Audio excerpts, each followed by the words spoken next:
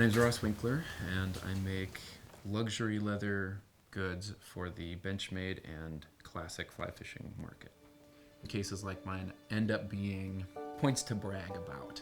You know, you have a really nice case, and then the thing inside it, it just elevates the thing that's inside it even more. Best time that I have to work on my projects are in the 4 a.m. to 7 a.m. hour.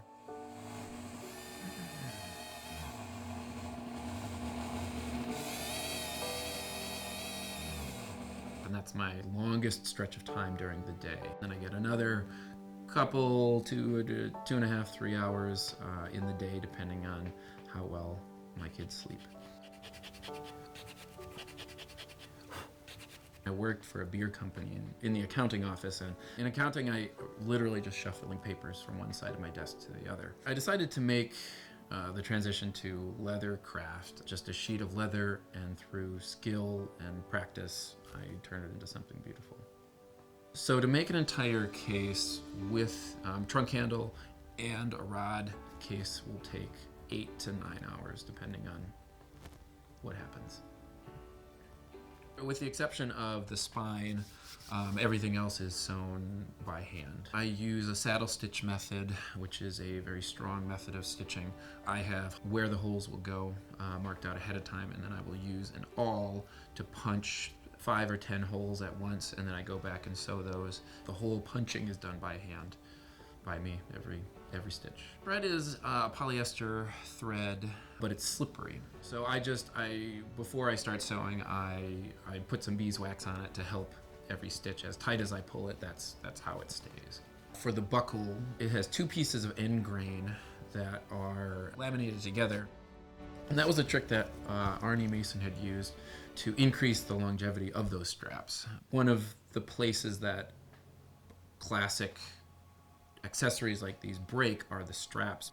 So Arnie Mason, he set the standard for this type of leatherworking in the classic and Benchmade fly fishing world. And my other friend and mentor, Bob Summers, who grew up just down the road from me in Michigan, he suggested that I get in touch with Arnie. He very graciously gave me some help, and then eventually it turned into a full-on mentorship with him. It's been a really great relationship. He's letting me find my own voice, my own design, my own aesthetic, while still guiding me with very small technique things that kind of add up to make a big difference and what really elevated his work to the highest levels. The miter joint, like you would see in woodworking, of two 45-degree cuts, and I do those by hand because that's the only way to do it. And that makes a very, very clean edge. Burnishing the edge of leather is one of 2 ways to finish edges of leather. So, and it's my beveling tools just take the sharp edges off so it becomes a rounded edge.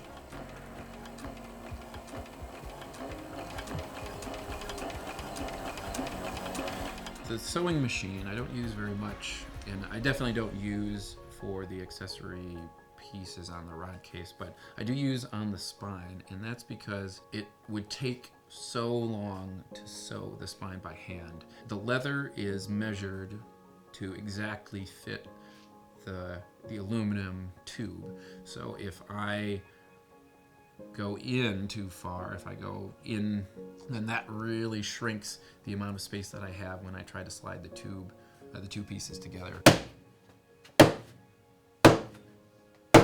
I have cutting dies for both sides of the buckle assembly. Cutting dies add a lot